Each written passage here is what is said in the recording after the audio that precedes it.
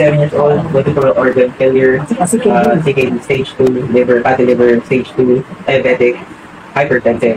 Anong work mo? Medical transcriptionist. Ang pinakain mo? Fast food. Nakaki ako.